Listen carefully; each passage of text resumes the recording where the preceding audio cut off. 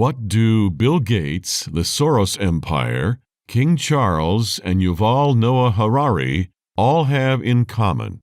We'll talk about it next. And then we have Emmanuel Macron. Let's go over to Europe.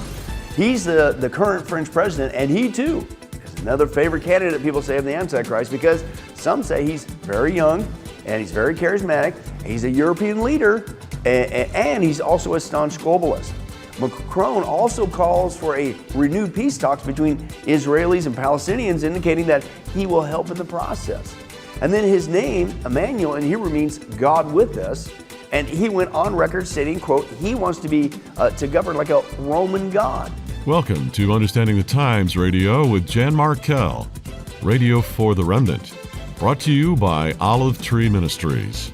In part one of our program, Jan Markell talks to Billy Crone about the global elite and their rush to set up Antichrist kingdom. Just what is their strategy, and can we see it playing out today? In part two, Ken Michael and Josh Schwartz talk to Pastor Brent Meader. So much is happening that has biblical significance. You don't want to miss this. Here is today's programming. Yes, I believe the Antichrist is alive today, and the reason I believe that is because of the days in which we live. I believe that he is living somewhere, probably as a minor official of some kind. Who knows? He might not be known even as a minor official today. The critical thing about Antichrist is that events are going to propel him into a situation where the world will demand him and his services.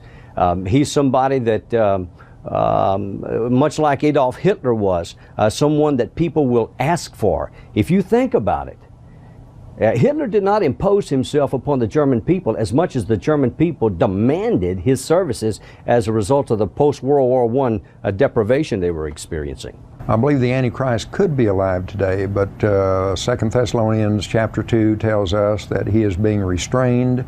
He will be revealed in his time, and his time will not come. That revelation of who the Antichrist actually is will not come until after the rapture happens.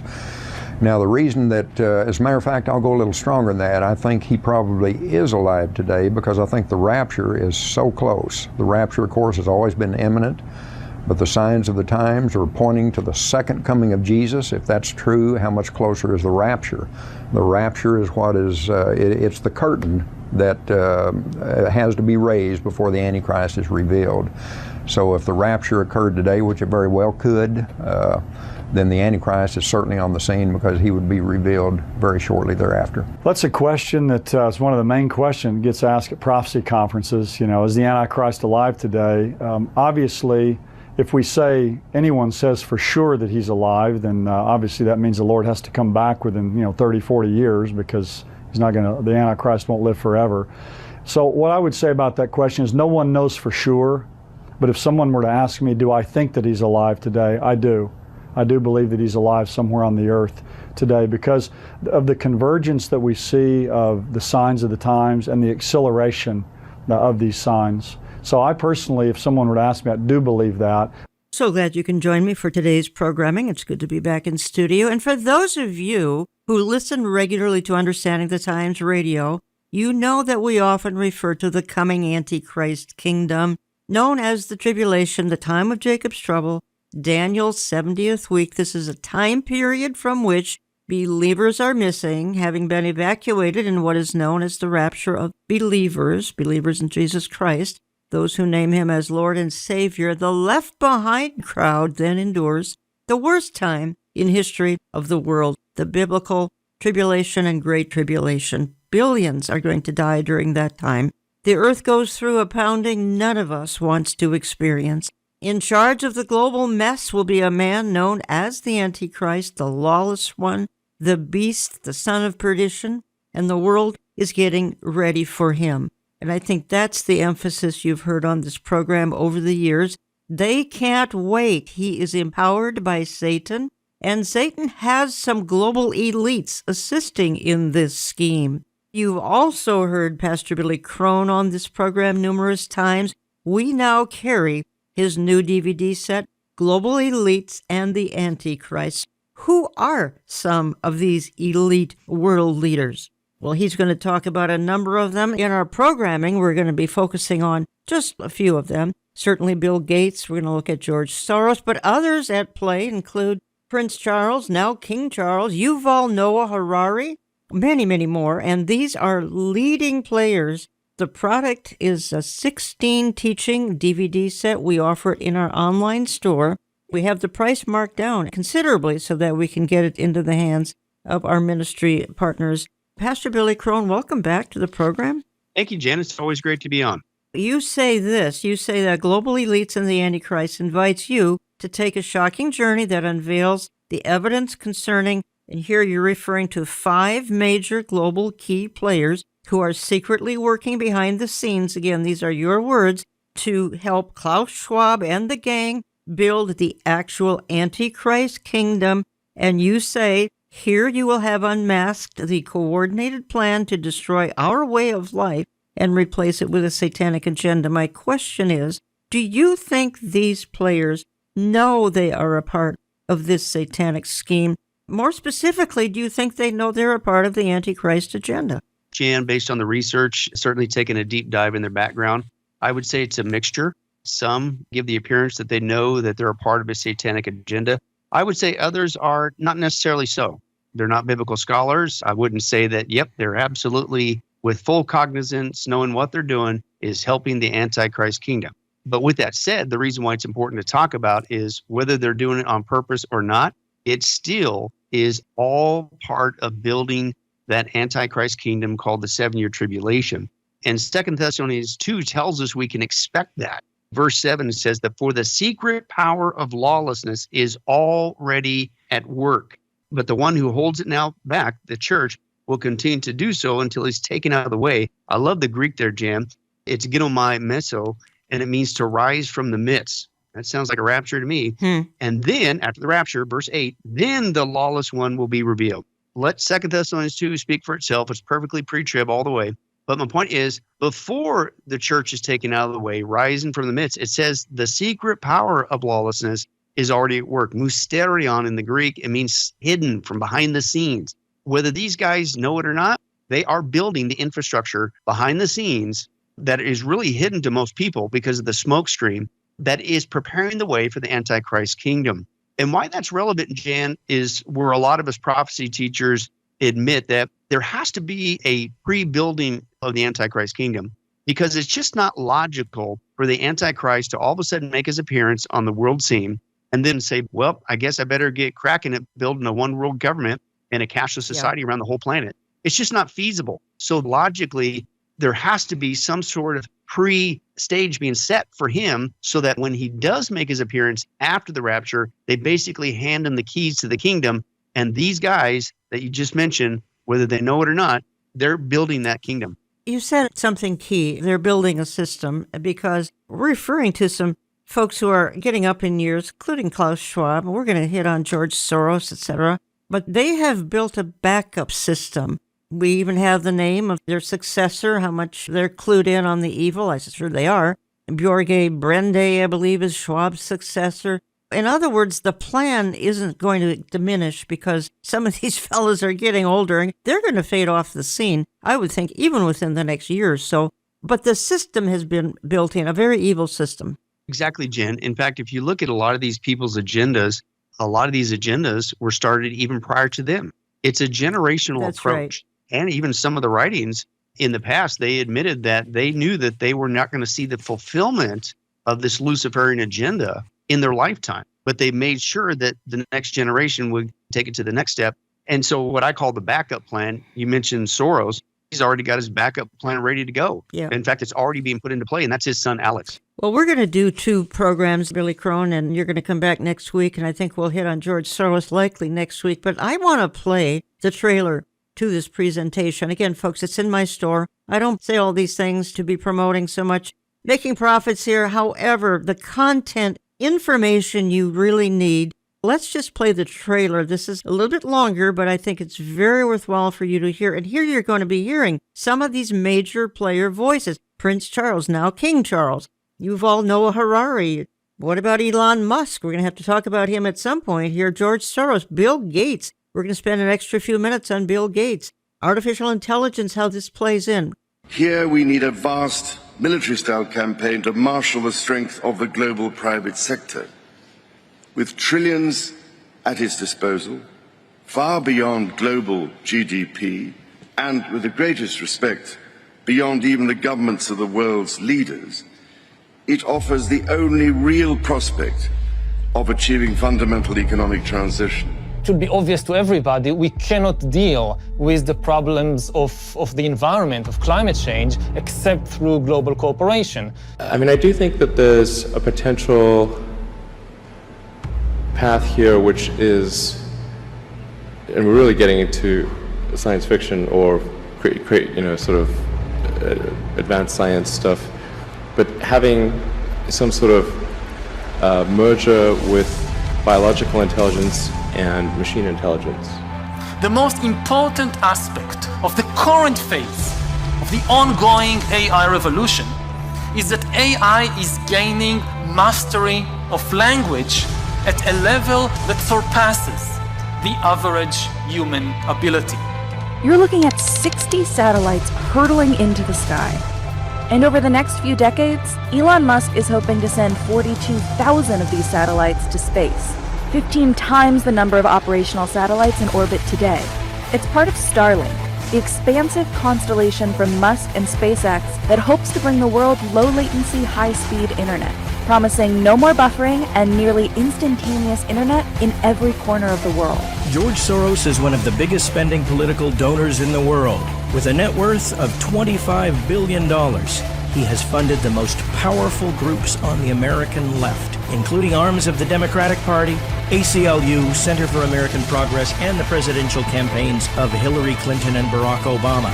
So it's worth understanding who he is and what he thinks. You're a Hungarian Jew who escaped the Holocaust by posing as a Christian. You watched lots of people get shipped off to the death camps.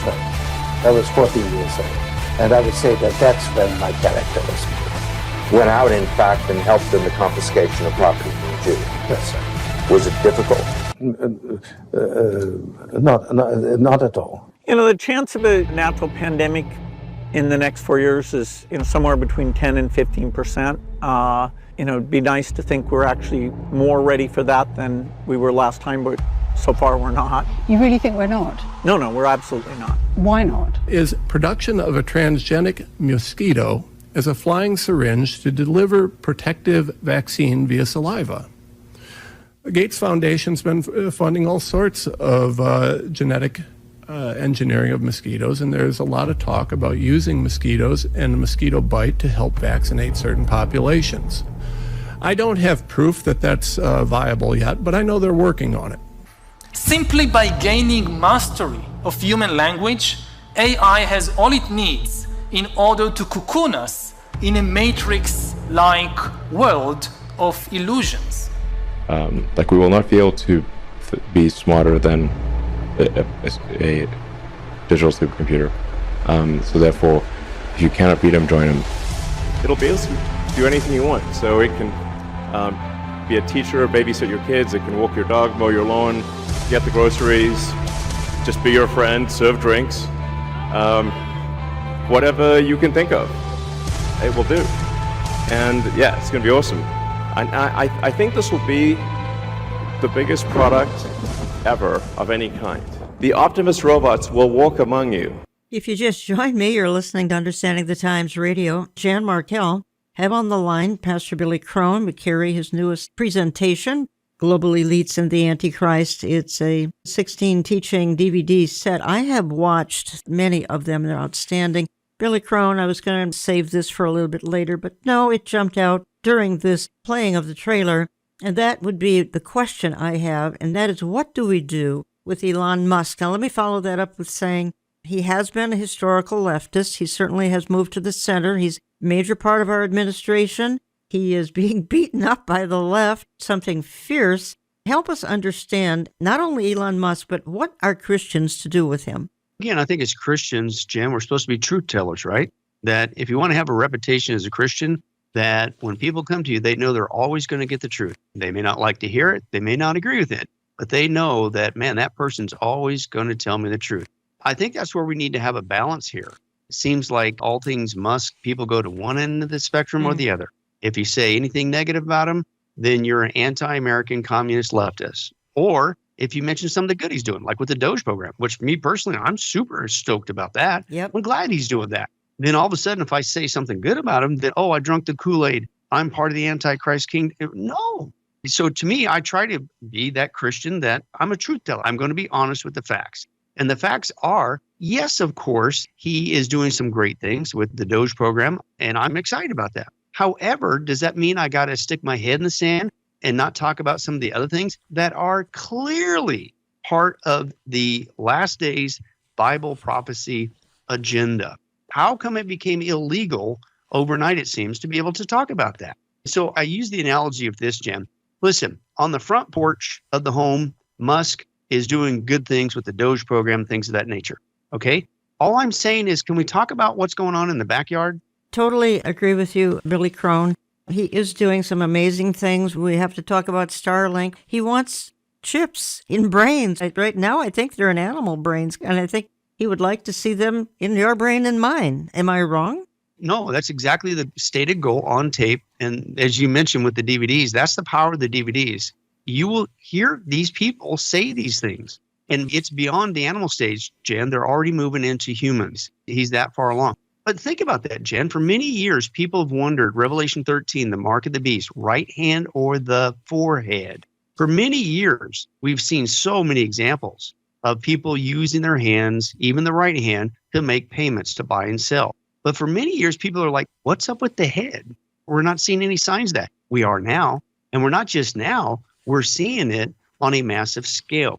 In fact, Neuralink's stated goal is to be able to pop brain chips into people so fast that it's an in-out procedure. They describe it like LASIK, that you'll be able to go in, the laser does its thing, zip, zip, and you walk right back out. But we're talking what, Jen? Brain chips that connect you to a computer, that connects you to the internet and ultimately AI. So let's go a step further. That to me, man, that sounds like a marking of the head of some sort to me. But then that's Neuralink. Yep. At the same time, what is also being launched around the world? Starlink. What's Starlink? For the first time in man's history, you're creating a global matrix around the whole planet, which they state, even if you're at the top of the Himalayan mountains, you will be able to be connected to the matrix. So I'm thinking Starlink on a global basis will also be a part of Neuralink and link all the brain chips and anything that has a microchip in it around the whole planet. Now, again, I'm not saying Musk is doing this on purpose.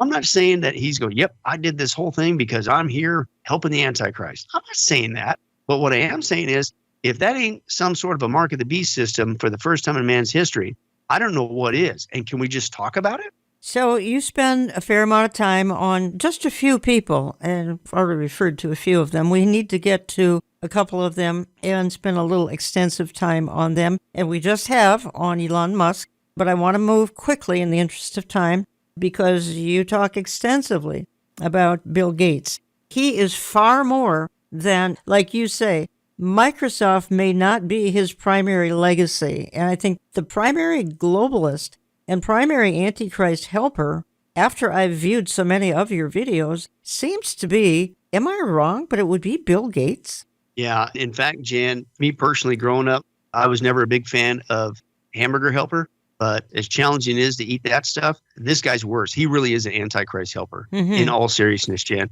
In fact, I will say this on tape, but this is based on research, that Bill Gates, if he gets his way, Jan, he will become the biggest mass murderer in the history of mankind. Okay, and I'm going to play a clip, and this is going to substantiate what you just said, because he probably is going to do this with a certain medical procedure, and we are being a little cautious here, folks, on some of the things that we talk about. And I'm going to play a clip again. It's from your presentation, because he does want to inject the entire world.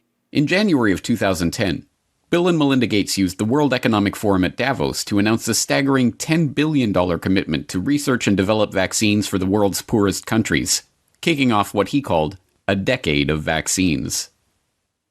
Today we're announcing a commitment over this next decade, which we think of as a decade of vaccines having incredible impact. We're announcing that will spend over $10 billion on vaccines. Hailed by the Gates-funded media. For the record, the Bill and Melinda Gates Foundation is a NewsHour underwriter. And applauded by the pharmaceutical companies who stood to reap the benefits of that largesse. The record-setting commitment made waves in the international community, helping to underwrite a global vaccine action plan coordinated by the Gates-funded World Health Organization. But contrary to the Gates' own PR spin that this $10 billion pledge was an unalloyed good and would save 8 million lives, the truth is that this attempt to reorient the global health economy was part of a much bigger agenda. An agenda that would ultimately lead to greater profits for big pharma companies, greater control for the Gates Foundation over the field of global health, and greater power for Bill Gates to shape the course of the future for billions of people around the planet. This is Bill Gates' plan to vaccinate the world. Given Gates' pledge to make this a decade of vaccines, it should come as no surprise that, since the dawn of this coronavirus crisis, he has been adamant that the world will not go back to normal until a vaccine has been developed. But we're going to have this intermediate period of opening up, and it won't be normal until we get an amazing vaccine to the entire world.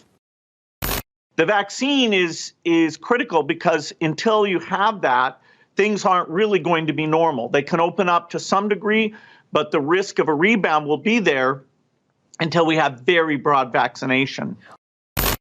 They won't be back to normal until we either have that phenomenal vaccine or a therapeutic that's like over 95% effective.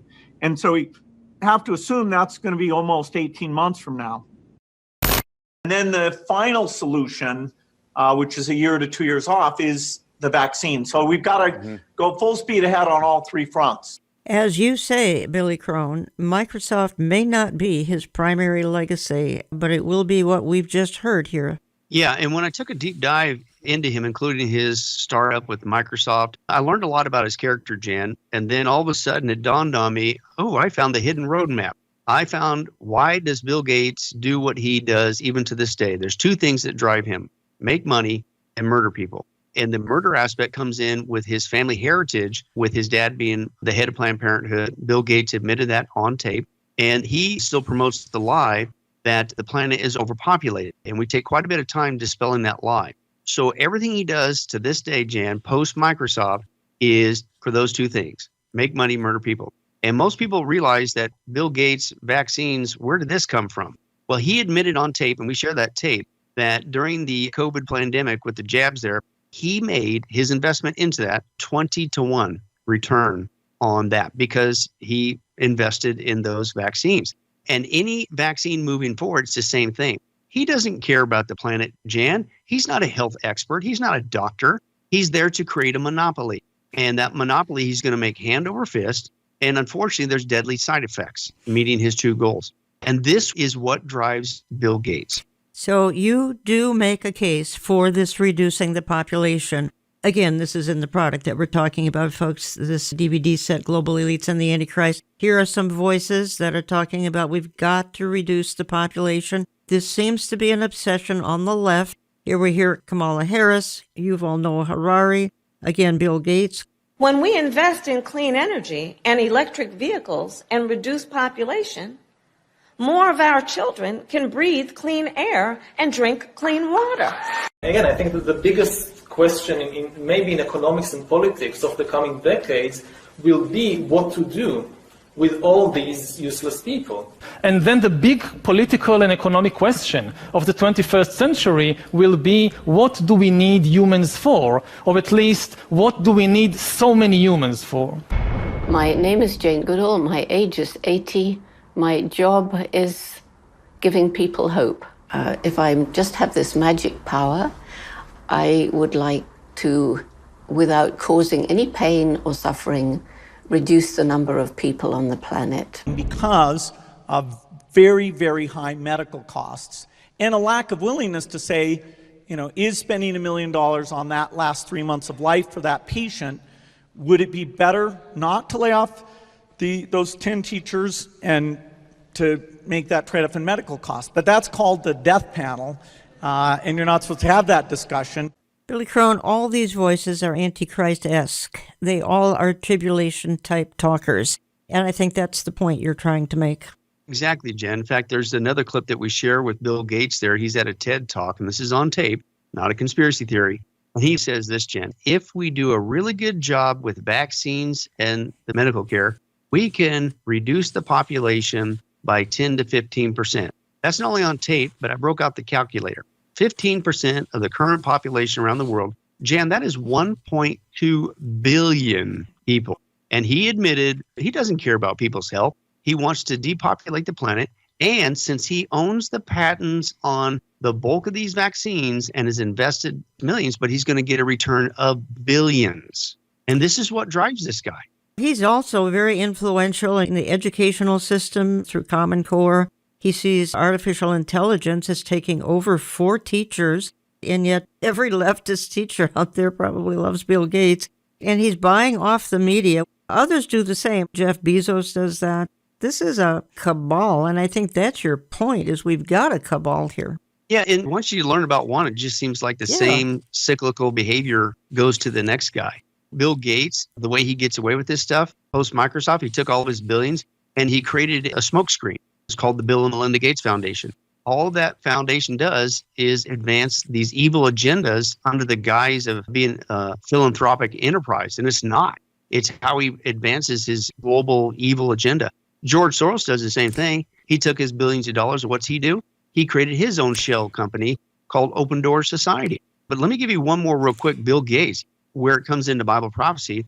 Because Bill Gates wants to make money and murder people, and he's big on the vaccines, he's also simultaneously, Jan, big on a universal ID system. To me, that has everything, again, back to Mark of the Beast system. And he wants it mandated. But listen to why he wants it mandated. Again, he doesn't care about mankind. He wants it mandated that everybody's going to have a unique identifier. And if they have their way, it's going to be biometric.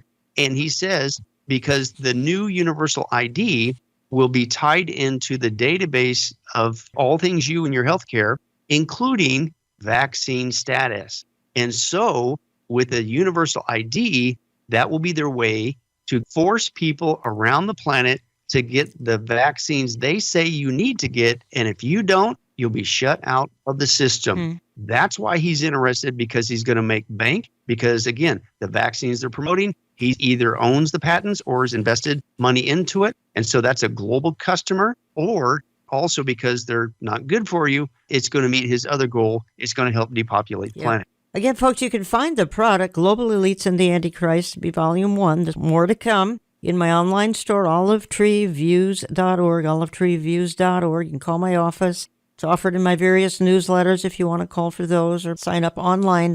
Billy, a lot of people are now asking me if you might have the presentation downloadable. In other words, they're not using DVDs anymore. Olive Tree is only offering the DVD format, and I think Get a Life Media might offer the downloading option. Billy, is that right? Yes, we do, Jan. If they go to the teaching website, getalifemedia.com, you're going to see right there at the very top of the page on the right-hand side, it says All Access Digital Membership. And if you click on that, you will not only be able to watch, stream online, and download, but it's good for a whole year.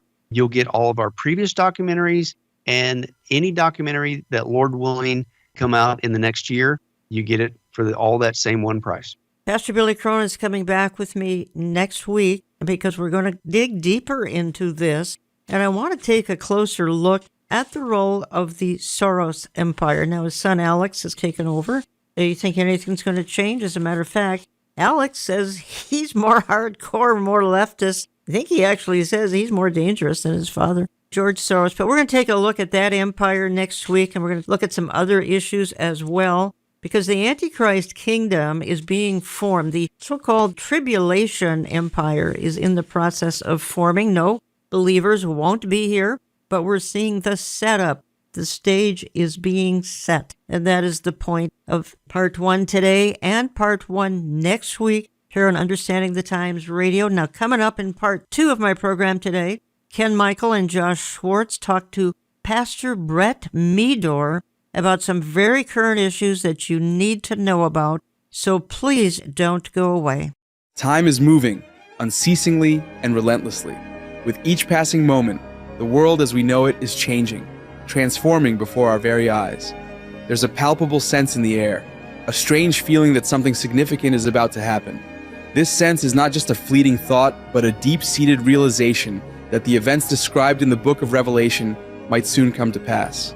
In recent times, we have witnessed extraordinary events around the world, many of which have been alarming and devastating.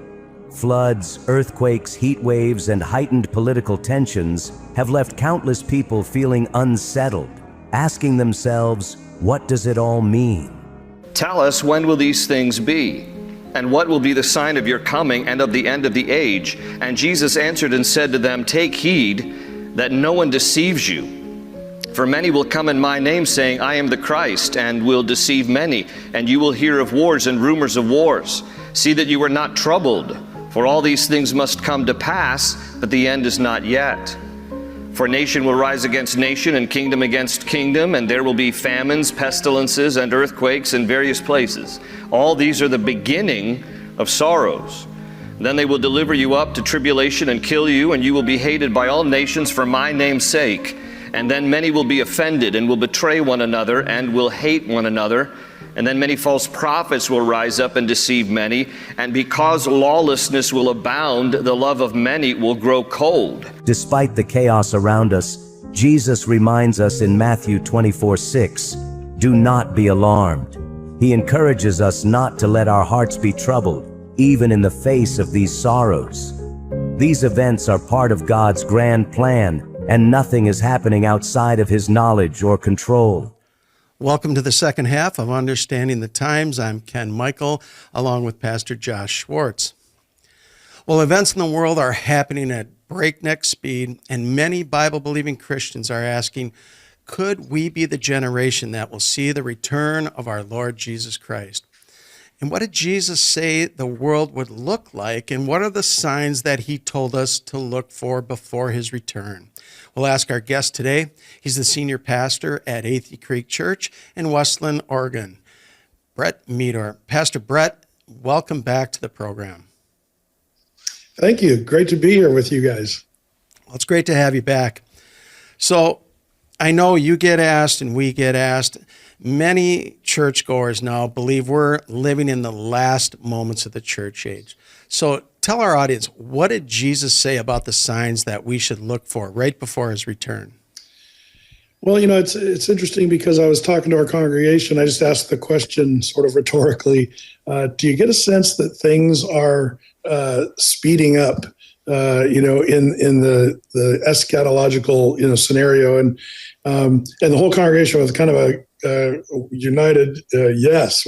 I think people really do feel that the signs of the times that Jesus talked about, that, Matthew 24, wars, rumors of wars, the deception that's going to be happening, even the, earthquakes and the natural catastrophic things, we're seeing those things ramping up. And that's one of the things that the Lord's been putting on my heart. There was a local pastor here in Portland. I watched one of his teachings, and they have a very different view of eschatology than we do. Basically, that things are getting better. Mm-hmm. And I heard this sermon where the pastor was trying to say, look how things are getting better and better. And I just thought, how can you with a straight face try to preach a sermon like that when you really do see things ramping up? I believe Jesus was talking about the way things would speed up in the Bible. In Revelation chapter 1, when Jesus said in His revelation to John, He said, these things must shortly come to pass. And I think there's people that think that word shortly is that should be a few days from now. And that was 2,000 years ago. So I think there's been an apathy that's kind of been built into the church. But I think the word shortly is the one that people are misunderstanding, in Jesus's description there. So, it's not that things are going to happen, the day after Jesus said it, but the idea that I read there is shortly. That Greek word is so fun. It's that tacos, not meat and cheese in a tortilla, but tacos in that speed. It's measuring not speed but quickness. It's like our word tachometer, and it's revolutions per minute. And I think that's the concept Jesus was trying to show us, that as we get closer to the end, things will ramp up. Well, thanks, Pastor Brett. That was very good. There is an aspect there in Matthew chapter 24 that I want to touch on before we move forward, and that's Jesus' warning of to not be deceived or led astray. What would you say to our listeners, to your congregation, about being on guard and not being deceived or led astray? There's so many areas of deception I think that we're seeing, and I think when I used to read that, I pictured more of the deception of the Antichrist, which that is going to be a major part of the Antichrist. But I'm becoming more and more aware of the deceptions that are going to happen before the Antichrist is even on the scene. And I believe that Jesus, when the disciples asked that question, about the end of the world, it's interesting to me. That's the very first thing Jesus mentions, that you be not deceived, which implication that's going to be top of the list of what's going to be happening. And so when I see what's going on, with the narratives and the misinformation and, even some of the technology that is able, with what we see with our eyes, you really can't believe anything that's going on, even if you have a perfectly, crisp video of some event that happened, you really just don't know what is true anymore. And I think that's what Jesus perhaps was warning us about. Is there's so many layers and levels of deception that we're actually seeing right now. It makes one shudder a little bit when you think about the potential, even a year from now. What are we going to be seeing in the area of deception? So I think as Christians, our job is to always focus on the truth. I'm so thankful we have the Word of God. That's the anchor. That's the reality. Anymore, I'm almost afraid to say anything outside of the Scriptures because there's just so much deception. And I kind of feel like that's what Jesus was referring to. Do you agree with that? Yeah, I absolutely Amen. agree. Yeah, absolutely. And that is, deception is running rampant. And what I've seen lately is, as you look through the Scriptures, the scheme of Satan is to be deceptive. And so everything that he is trying to do is to deceive us, to lead us astray, to delude us, and to get us to worship him or to take our eyes off of the one true God. Yeah. I mean, he's a liar, a thief, and a murderer. That's all he does. He lies, steals, murders. And I'm glad you brought up deception because I want to talk about AI because I think that's going to be a key component that's going to be used in the last days, especially during the tribulation, that the Antichrist will have to use to set up his one world global system so that he can monitor and track everybody. So let's talk about some of these technologies that are changing almost by the minute. And the most recent breakthrough in AI is the Majorana one. And the developers at Microsoft say they've developed an actual fourth matter. It's not a solid, a liquid, or a gas. It's a new form of matter. So I want to play a quick clip and get your take on it. Microsoft has made a giant leap in quantum computing with the development of the Majorana 1, the world's first quantum chip powered by a revolutionary new class of materials. Topological superconductors are a special category of materials that give rise to an entirely new state of matter, one that is neither solid, liquid, nor gas. This breakthrough builds on nearly 2 decades of research. Using topological core architecture, the Majorana 1 chip is compact enough to fit in the palm of a hand and currently supports 8 topological qubits. Microsoft envisions scaling up to 1 million qubits on a single chip. So, Pastor Brett, I know that you had talked about this recently. We've been teaching on it. This just came out a couple of weeks ago. How amazing is this new technology? I think seeing the way this chip that Microsoft just came up with, this Majorana 1, I think what's going to happen is that in conjunction with AI technology is going to be one of the things that's going to be world changing. I think that a lot of people think that, so what, we'll have better computing tools, finally we'll be able to use Microsoft products because their speed is improving. I'm not sure people understand what this means, but to put our brain around a little bit, it's been said that what all the supercomputers in the world could accomplish in 1 year's time, this new quantum computing, the Majorana 1, it's going to be able to do in like 2 minutes what it took all the supercomputers to combine a whole year. I think that what this does is it takes, everybody talks about how it's going to cure cancer. It's going to come up with more comfortable ways of lifestyle, less work for us.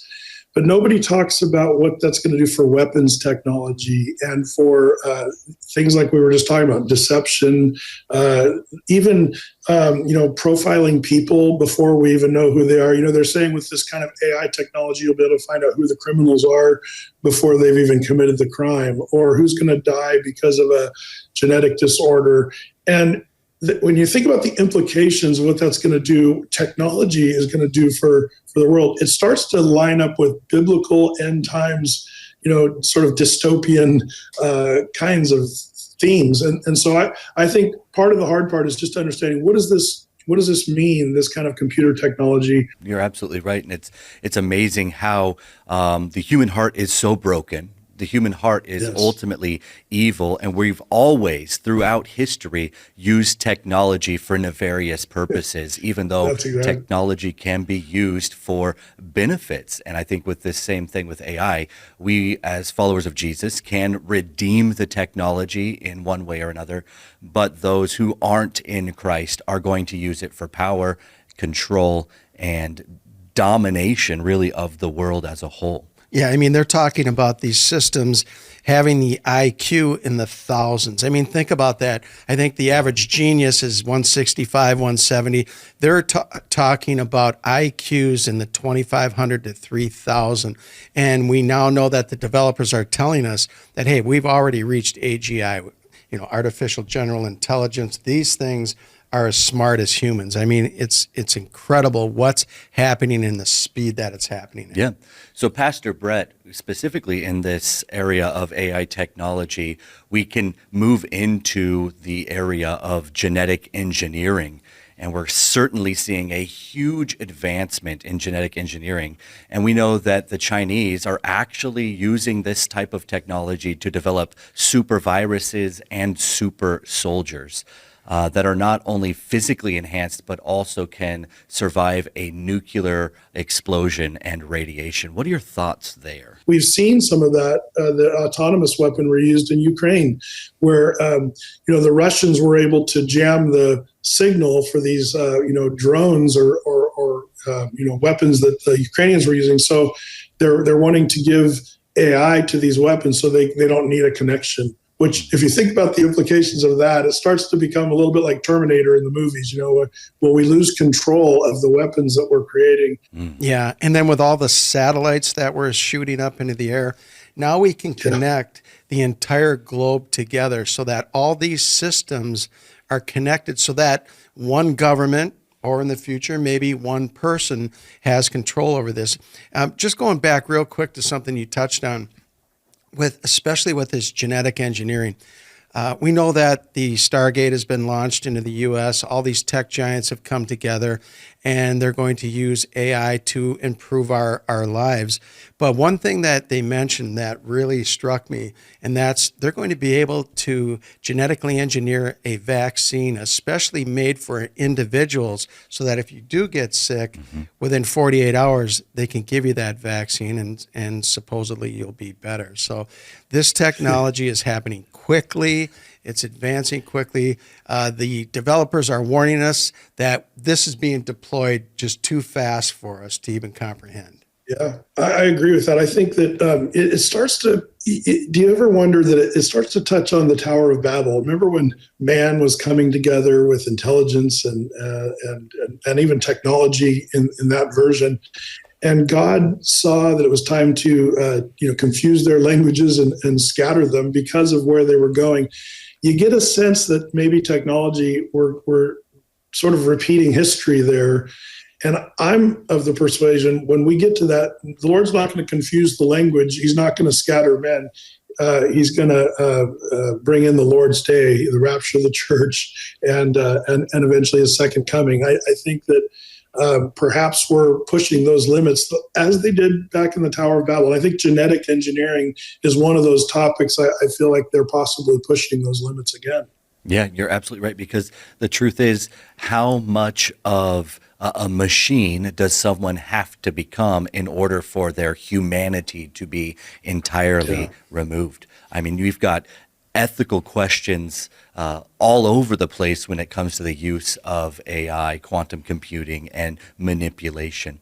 So, Pastor Brett, as we know, President Trump has said that the U.S. will not go to a central bank digital currency. However, a report just came out that he said that we could transfer to a digital dollar. We know that there will eventually be a currency where the government can track buying and selling. Isn't this replacing one digital currency for another? I believe so. I think you're right on there. You know, the digital currency is interesting to watch because there's a lot of potential, options that we see floating around. The advance, to me, it definitely speaks of the what Revelation 13, 16 through 18 kind of talks about, this digital currency. And, one of the narratives you see out there a lot is that, they're trying to say, the digital currency is not going to replace cash. I've heard that from several of these big, and sort of Trump, I think, is one of those guys, and his agenda is, I think, probably well-intentioned. The problem with, the digital currency, central bank, not everybody got the memo and said, let's make sure not replace cash. I think that, the officials in Bahamas, Eastern Caribbean Currency Union, Lebanon, Nigeria, even the Solomon Islands, they've all said their goal is to go cashless and that the central bank digital currency is a way to get there. And even the, International Monetary Fund has recommended, digital currency as a replacement for cash.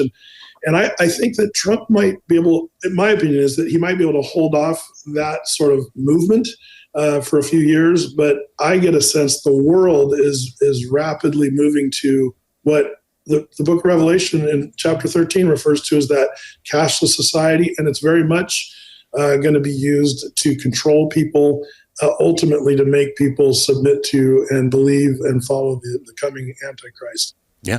Delusion, deception, control. This is everything that is we are really racing toward. Yeah. So, Pastor Brett, let's switch topics one last time to what is happening in the Middle East. I want to play another clip and get your opinion.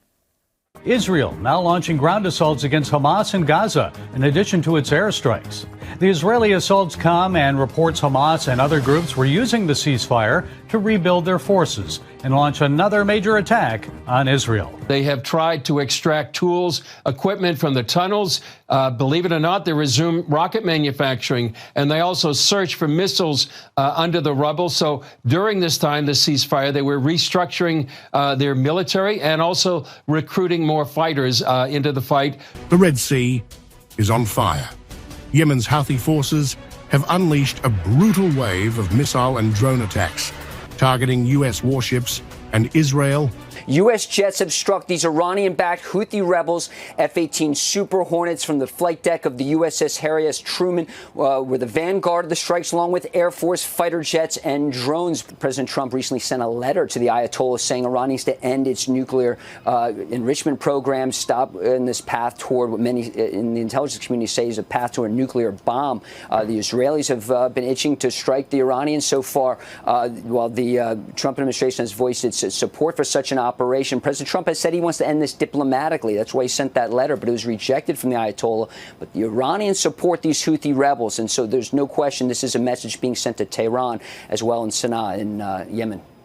So, Pastor Brett, we know that the ceasefire in Gaza is no longer in effect, and at the moment anyway, Israel has gone back to advancing on Hamas targets. Do you think there'll be another ceasefire, or is this the final push to finally eliminate Hamas? Well, I've made predictions like that in the past and have been incorrect. It's hard to pin down what's going to happen there. If I were Benjamin Netanyahu, I would say this is the time to completely do away with Hamas. I don't think they're going to, as time goes by, I don't think they're going to win any world favor or grace from so much of the world. I think that, people toss around the idea of existential threat. I'm always amazed what people call existential threats, but Israel literally faces an existential threat with the proxies of Iran, and I think Hamas is job one for them. It was shocking to me to see. You think, wow, they've wiped out Hamas, and now they're talking about giving hostages. But even the transfer of hostages showed Hamas was still flexing their muscles, showing their might, and doing horrible things to the poor hostages that they were even returning. Putting babies in caskets and sending them back with locks with the wrong key, so that just trying to be brutal and horrible. I think hopefully Americans and the world sees that Hamas is they've still got a presence, and there's still a certain strength to them. I think Netanyahu's going to have to totally neutralize Hamas as we did in Germany back with the Germans in World War II. That there has to be complete and total surrender. If they don't do that, I think that this thing's only going to be prolonged, and it's only going to embolden the other proxies, Hezbollah and the Houthis and others around. Yeah, because when you don't deal with terrorists in the language that terrorists speak, you're actually emboldening them, and this is really what we're going to see. So we heard in that clip that the U.S. is assaulting the Houthis that are trying to shut down shipping lanes in the Red Sea. Should Israel and or the United States cut off the head of the proverbial snake, if you will, that is funding terror in the Middle East, namely the nation of Iran? I believe so. President Trump ordered U.S. airstrikes on the Houthis in Yemen. I mean, this is a big deal. The United States there, and I think we're going to constantly be fighting these battles, the proxy battles of Iran, and unless that like you said, the head of the snake, unless that's neutralized, it's just going to continue. It's amazing because the world has been saying Iran has been very weakened. And they have in certain ways. The Israelis airstrike, when was that? Back in October, they took out a lot of their anti-aircraft, potential. And but Iran is still, the Wizard of Oz behind the curtain, and still they're still effective to some degree. And so when we start talking about Iran's vulnerability that's increasing, I think that only is driving them to try to get to a nuclear solution for themselves. And unless we solve that problem, I think the world should never rest because there's a potential danger in Iran's position right now. Yeah, and we're now seeing Turkey becoming involved, and they're fighting on all fronts. They're trying to, obviously they don't like Israel, but with everything we're seeing there now, we're seeing their people rising up, and they're trying to overthrow Erdogan. I don't know if that'll happen or not, but my question is, how is things that are happening, all over the Middle East, how are these things coming together and shaping up, and how does this relate, if any way, to Bible prophecy? Yeah, there's a lot of connections that we can make. For me, watching Turkey, there's a huge political crossroad there. Mass protests just the day before yesterday. When we saw that shocking arrest of Istanbul's mayor. I forget his name, Ekrem Imamoglu. He, whether this some say this could be a civil war in Turkey. But Erdogan, as long as he's in power, I see him following the biblical narrative perhaps more than even some of the potential other leaders that would rise in Turkey. But Erdogan wanting to become a caliphate, the Islamic caliphate, this follows some of the narratives, even I believe of the Gog Magog Ezekiel 38 scenario. Turkey's going to be, I believe, one of the major players in that, along with Russia and Iran. So, even 20 years ago, Turkey and Israel were allies. And then remember those flotillas, and there was a bunch of things that happened where we realized, wow, Turkey and Israel, it's a stressed relationship. Well, today, I believe, Turkey being involved right there at the northern border of Syria of Israel, I think that's part of the scenario that needs to come together for the end times. Even the Battle of Armageddon or the Gog-Magog war. So I look at these various players like Turkey, Russia, Iran, and all the proxies as leading up to some of these battles the Bible predicts, as well as the anti-Semitism that's on the rise. So with that, everything that we've covered is pretty overwhelming and potentially even quite discouraging to those who are going to hear this. Can you bring us, in the last minute that we have together, some hope and encouragement from the Word of God? Boy, I love that because that's the answer. When we get into Bible prophecy, I know some people get very troubled by that. I think for me, there's a few components that we need to remember. Number one, what's the real battle? Ephesians 6:12, for we wrestle not against flesh and blood, but against principalities, against powers, against the rulers of darkness in the world, spiritual wickedness in high places. And it reminds me that this really is what the Lord tells us is going to happen. So I like what Jan always says. She says, things are not falling apart; they're falling into place. And I think that as Christians, we find comfort in that. 2 Chronicles 20:15. The Lord says, "Don't be afraid or dismayed by the reason of this great multitude, for the battle is not yours, but God's." So remembering that God is in control and that the battle is His, and then. Another thing I like to remind our brothers and sisters as we study Bible prophecy, to not forget love is the key. By this will all men know that you are my disciples if you have love for one another. And so when we see the enemies of Israel and the enemies of even God, to pray for them and to pray for their salvation. And then thirdly, don't be afraid.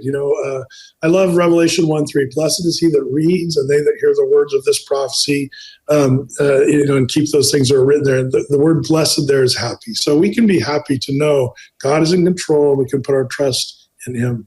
Amen. Well said. Well, our guest today has been Pastor Brett Meador, Athey Creek Church. Pastor Brett, how can people get in touch with you? Well, if they want to find us, we're at atheycreek.com. That's ATHEY creek.com. We're a church in Portland, Oregon, and you can find us on YouTube. We go through the Bible verse by verse. All of our teachings are there. And then once a month we do a prophecy update, and that's easiest found on our YouTube channel. So love to see people there. Yeah, I look forward to your prophecy updates. Mm-hmm. Well, Pastor Brett, I want to thank you for joining us today. Keep up the good work, and God bless you. God bless you guys. Well, I hope you guys enjoyed this week's program. My name is Trevor Rubenstein. I'm one of the guests for the upcoming Pastors Huddle that goes from May 20th to the 22nd. One of the components we're going to be covering is examination of the people in the land of Israel, and I'm, as a Jewish missionary, going to be covering sharing the gospel with Jewish people. Evangelism, like prophecy, starts with Israel. In Romans chapter 1, verse 16, it states, "For I am not ashamed of the gospel of Christ, for it is the power of God to salvation for everyone who believes, for the Jew first and also for the Greek." Learning apologetics and polemics towards Judaism really helps us to deepen our understanding of the history and the culture and the scriptural foundation and messianic prophecies within the faith that we share. The foundation of our faith is not exclusively based on the testimony of what Jesus did, but also includes what the prophet said he would do hundreds and even over 1,000 years before he fulfilled those things. And as we're heading towards the end times, the blindness of Israel is supposed to be lifted. It's possible we're even seeing the beginnings of that now. Or one of the most successful evangelistic efforts in the world right now are to the Jewish people. According to Pew Research, in 2020, 19% of the American Jewish population now considers themselves Christian. So before anti-Semitism starts to change the effectiveness of this ministry, it's really important that churches focus in this area. We're really looking forward to seeing you guys. If you want to sign up as pastors and ministers, please go to olivetreeviews.org, and we'll look forward to seeing you guys there. Have a blessed day.